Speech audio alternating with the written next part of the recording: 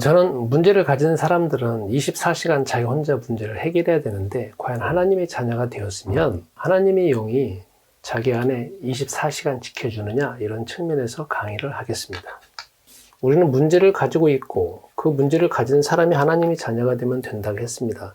그런데 하나님의 자녀가 되었다고 할지라도 그 마음속에 하나님 영이 계시다라고 하면 24시간 365일 내가 문제가 있을 때에도 아니면 평생토록 너와 함께 하느냐, 이런 측면의 질문이 있을 것 같아가지고 그 부분에 대해서 답변하는 형식으로 강의를 하겠습니다.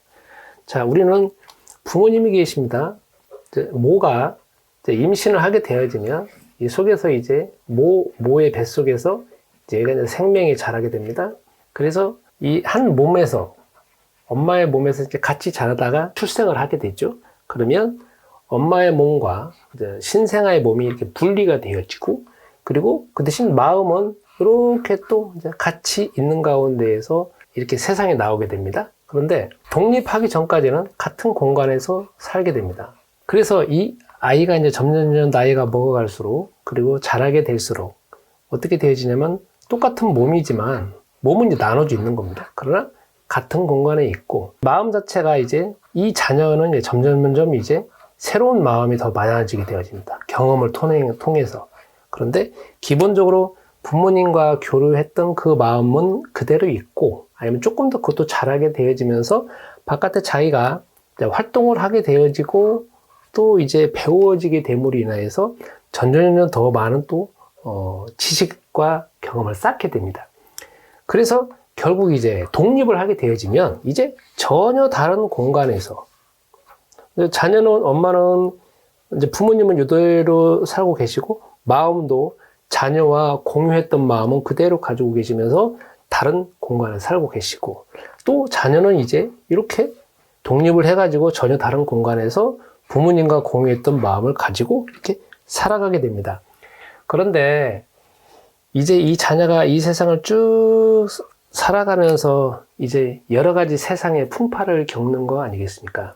그때 마음속에서 항상 생각되어지는 것이 무엇이냐면, 내 옆에 누군가가 나를 도와주는 사람이 있었으면, 엄마나 아빠 같은, 그리고 내 내면에 이 부모님과 가지고 있던 이 추억이 살아있는 거지만 더 강력해가지고 이런 문제를 해결할 수 있는 지혜, 지식, 능력이 있었으면 이렇게 마음속으로 이제 갈구하게 되어지고, 새로 오는 문제들을 해결할 수가 없을 때는 대부분 다 이런 누군가가 없다거나 자기 안에 이런 것들을 해결할 수 있는 지혜나 지식이나 그런 자원이 없기 때문에 문제가 이제 생기게 되어지고, 문제가 확산돼서 누적되어져 가지고 이제 증상이 나타나는 거 아니겠습니까?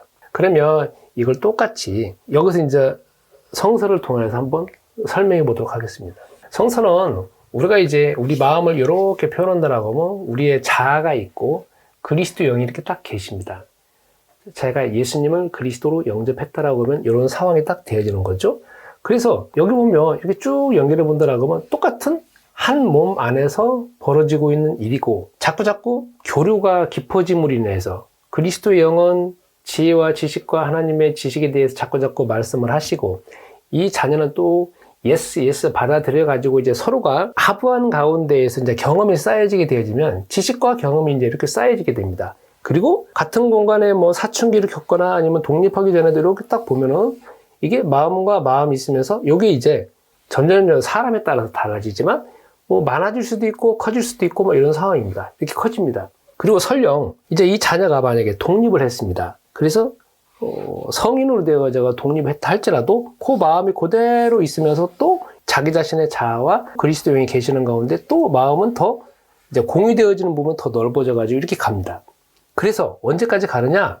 이게 이 사람이 죽기 직전까지 가는 것이고, 죽은 다음에도 그리스도 영은 이 사람의 영혼을 데리고 그대로 천국에 갑니다. 그러니까 여기 오고 비교해 본다라고 하면, 여기는 어렸을 때는 부모님과 같은 몸이었다가 같은 공간에 살다가 결국 분리되어져 가지고 자기 혼자 문제를 해결해 가야 되는 거지만, 여기는 한번 들어오셨던 그리스도 영은 계속 계속 나이를 먹어가면 먹어갈수록 계속 거하실 뿐만 아니라 죽기 직전까지도 계시고 죽은 다음에도 계시고 천국으로 올라가는 그 시점도 계시고 천국에도 함께 하시고 그 다음에 그리스도의 영과 나와 교류하는 이 부분은 자꾸자꾸 지식과 경험이 쌓여져서 이것 자체가 삶의 근거가 되어지며 문제가 왔을 때 그걸 해결할 수 있는 어떤 지식과 능력이 된다는 것입니다.